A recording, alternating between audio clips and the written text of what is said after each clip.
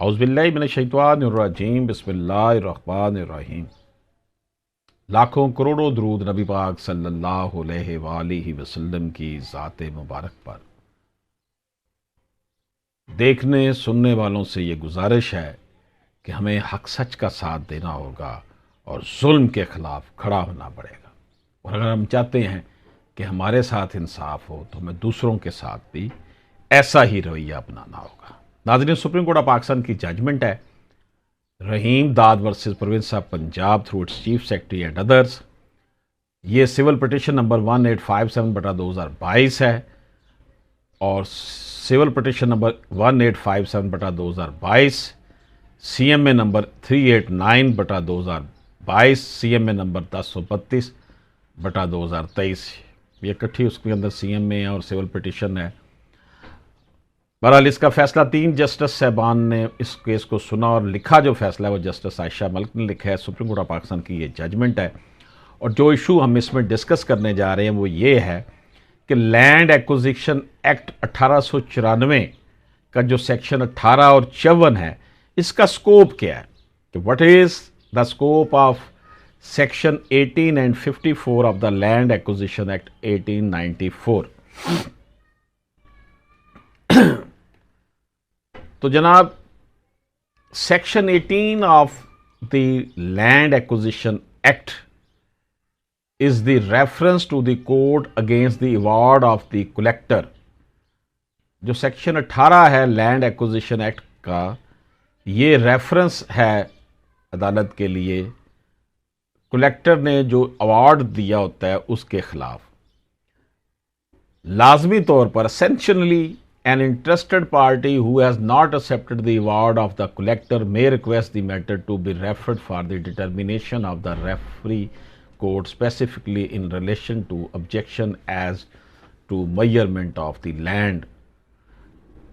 خاص جیسے اگر کوئی شخص لینڈ کے ایوارڈ سے، جو لینڈ اس کو مل رہی ہوتی ہے، اس سے متفق نہیں ہے، تو معاملہ پھر جو ہے وہ ریفری کو بھیج دیا جاتا ہے کہ ریفری ڈٹرمن کرے۔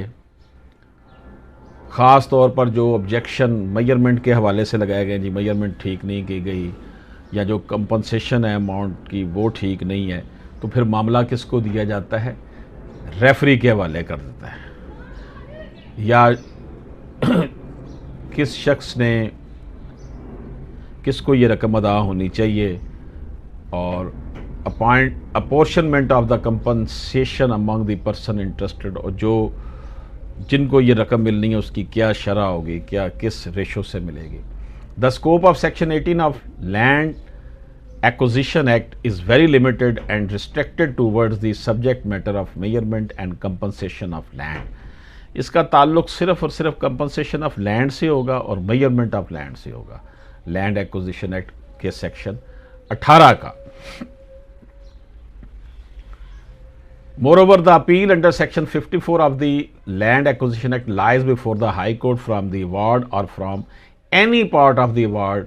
یعنی کہ جو سیکشن 54 ہے لینڈ ایکوزیشن ایکٹ کا، اس کے خلاف اپیل جو ہے وہ ہائی کورٹ میں، اس کے ساتھ اس سے آپ جو ہے وہ فیصلے کے خلاف ہائی کورٹ میں جائیں گے۔